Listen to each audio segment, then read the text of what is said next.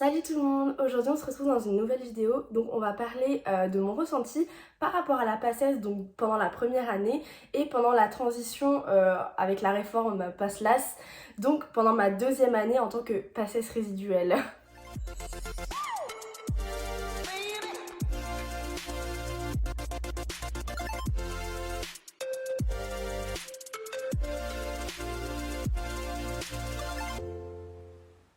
Alors du coup, comme vous l'aurez compris, moi j'ai réussi ma PACES en 2 ans, donc en étant carrée, c'est-à-dire redoublante. Ma première année, c'était la dernière année en tant que PACES, vraiment PACES. Et ma deuxième année, elle a eu lieu pendant la réforme de la PAS LAS. Donc en gros, j'étais pas considérée comme une PAS ou une LAS, mais comme j'ai redoublé, j'étais dans l'année de transition, donc on appelait ça les PACES résiduelles. Ils ont réussi à donner un joli petit nom à tout ça. Donc pendant ma première année, ce que j'ai trouvé le plus dur, c'était vraiment l'adaptation entre le lycée et la fac. Vraiment arriver dans une grande ville, moi j'habitais à la campagne, arriver dans une grande ville, connaître personne, vraiment être livré à soi-même. Je trouve qu'on n'en parle pas assez, mais l'année où on devient vraiment autonome, on doit tout faire tout seul, vraiment on se retrouve livré à nous-mêmes. On se retrouve dans un appart qu'on connaît pas, tout seul, à manger tout seul, à faire ses courses. Moi j'ai trouvé ça très compliqué. D'habitude j'aime bien être toute seule, mais là vraiment je l'ai vraiment vécu super mal d'arriver, de manger toute seule, de dormir toute seule, d'être tout le temps toute seule. J'avais un appart de 9 mètres carrés dans un crous et franchement c'était pas le top du tout. Donc personnellement j'avais pas les moyens de me payer une prépa, du coup je me suis tournée vers le tutorat qui s'est révélé être vraiment incroyable. Du coup avec le tutorat il prévoyait une pré-rentrée, donc une pré-rentrée c'était 2 semaines avant la rentrée. Donc pendant le mois d'août, donc j'ai commencé ma pré-rentrée environ vers le 14 août, quelque chose comme ça. Donc je suis arrivée toute seule dans mon petit appartement et franchement ça m'a fait tout bizarre. Au début j'étais contente. Et puis plus les jours passaient, plus je me disais ah oui quand même c'est ça d'être tout seul. Donc vraiment la pré-rentrée ça m'a fait vraiment flipper parce qu'on voyait des cours vraiment en accéléré et on voyait énormément de choses et je m'étais foutu une pression monstre donc j'avais commencé à travailler dès le jour 1 de la pré-rentrée. Je vous conseille de vous y mettre dès le début mais pas vraiment à fond comme moi je l'ai fait parce que je me suis pris une pression de malade, je comprenais pas tous les cours, ce qui était normal parce qu'en fait on voyait un peu le programme en accéléré en 2 semaines alors que normalement on le fait en 3 mois. Donc je travaillais déjà à fond, je travaillais entre 10 et 12 heures par jour, j'ai fait ça pendant à peu près un mois et demi donc jusqu'à début octobre. Et franchement, ça m'a pourri. Ça, c'était un échec total. Peut-être que ça marche pour certains de travailler 10 à 12 heures par jour, mais pour moi, ça a été catastrophique. Donc vers le mois d'octobre, j'ai commencé à tout changer. J'étais limite dans une dépression. Enfin, une dépression, c'est un grand mot. J'étais vraiment en pleine déprime. Je voyais personne. J'étais tout le temps toute seule. Je faisais que de travailler. Je faisais rien d'autre en fait. Et j'étais vraiment au bout du rouleau. Du coup, à partir du mois d'octobre, j'ai complètement changé ma méthode de faire. J'ai pris plus de pauses, j'étais plus reposée quand je travaillais, mais j'avais déjà pris un retard monstre parce que tout ce que je faisais, ça marchait pas en fait. On avait déjà commencé l'école au tutorat, donc pour ceux qui savent pas, l'école c'est 2 fois par semaine, en tout cas à Tours. Parce que je fais mes études à Tours. Et donc 2 fois par semaine, on va en amphi et en fait on a des sujets, on fait le sujet. Et ensuite, on a la correction après en salle où on nous explique vraiment point par point toutes les réponses. Et ensuite, un classement tombe. Donc c'est vraiment assez représentatif parce que je pense que on était une promo de 1500 à peu près et à mon avis, il y avait qu'une centaine de personnes qui n'y étaient pas. Donc c'était vraiment très représentatif. Et je faisais des classements de merde. Vraiment, je n'y arrivais pas alors que pourtant je bossais à fond et j'étais jamais dans l'ENC. Donc à cette époque-là, l'ENC était de 275 places si je dis pas de bêtises, donc pour 1500 ou 250. 250 ou 275 pour la première année.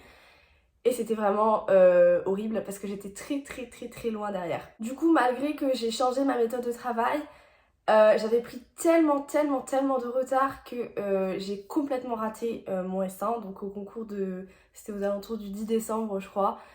Et là, les classements sont tombés en janvier et je me suis pris une grosse claque. Vraiment, je me suis pris une grosse claque. Pour ceux qui n'ont pas vu mes vidéos précédentes, j'ai expliqué que justement, moi j'ai eu le bac mention très bien.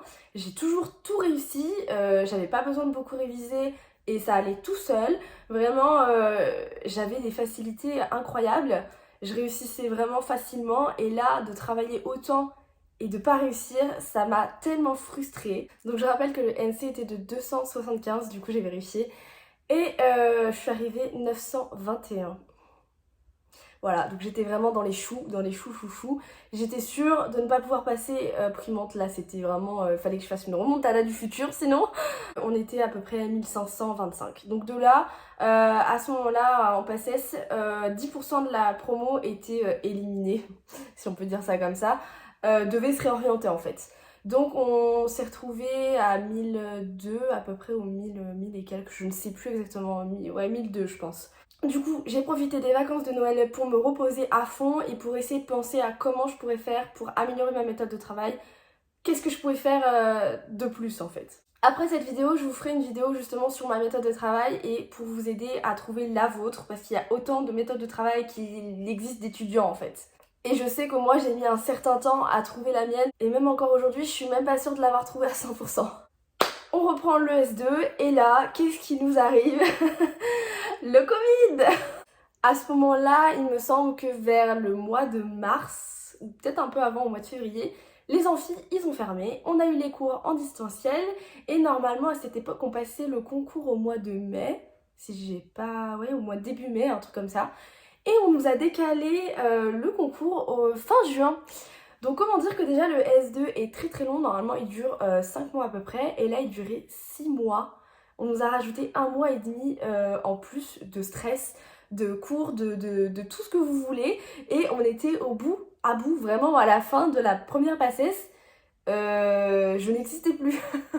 Donc niveau moral, avec le Covid, le fait qu'on soit confiné, qu'on ne voit plus personne, moi à cette époque j'avais encore mon copain, donc j'ai fait les confinements avec lui, donc ça allait un petit peu, je me suis pas retrouvée seule livrée à moi-même, mais c'était quand même dur moralement, enfin il m'est arrivé plein de trucs dans ma vie et je pense dans la vie de tout le monde en fait.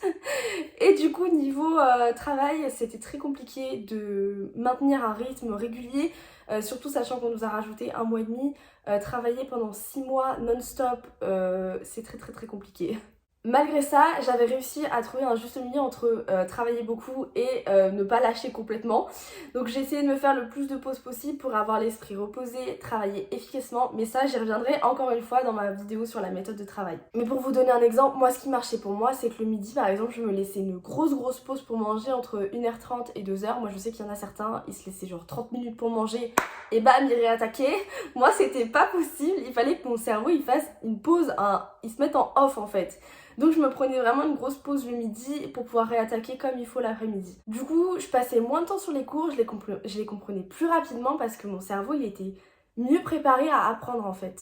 Mais bon, avec le retard que j'avais pris, je savais que c'était absolument impossible de réussir en tant que primante cette année-là. Du coup, j'ai fait une croix sur la spécialité. Je me suis dit, tant pis, t'enregistres toutes les vidéos parce que bon, on a eu cette chance. Du coup, on avait toutes les vidéos, on les faisait quand on voulait. Du coup, je les avais téléchargées pour pouvoir les faire pendant l'été en fait. J'ai réécrit tous les cours de spécialité mot pour mot. J'avais des cours parfaits pour pouvoir les réapprendre l'année d'après. Donc je rappelle que je pouvais faire ça parce qu'en tout cas à Tours, maintenant je sais plus trop comment ça se passe avec la réforme PASSLAS, mais c'est que la spécialité elle comptait seulement pour la filière dans laquelle on voulait entrer. En fait elle était coefficientée, mais au niveau du redoublement, elle ne comptait absolument pas. Elle avait un coefficient 0, elle n'existait pas. On n'avait pas besoin de réussir sa spécialité pour avoir le droit de redoubler en fait. J'avais vraiment fait une croix sur la spécialité pour être sûre à 100% de pouvoir redoubler.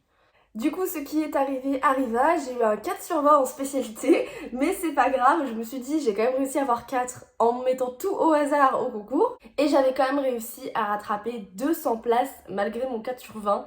Du coup en fait à la fin de l'année on nous donne jamais le classement du deuxième semestre, on nous donne seulement le classement final. Du coup en classement final j'étais dans les 700 à peu près sur 1002, hein, quelque chose comme ça. Donc c'était toujours pas bon, hein, absolument très loin des 275. Mais j'avais dû faire dans les 500 à peu près au deuxième semestre, ce qui était quand même beaucoup mieux. Comme prévu, pendant l'été, je me suis laissé le mois de juillet, oui parce que du coup on a passé le concours fin juin quand même. Je me suis laissé le mois de juillet pour bien profiter, me reposer de cette année très longue et riche en émotions. Et au mois d'août, j'ai repris le travail, j'ai recommencé à revoir mes cours de PACES et j'ai écrit tous les cours de spé mot pour avoir des cours vraiment parfaits et que l'année d'après, je puisse apprendre tout par cœur.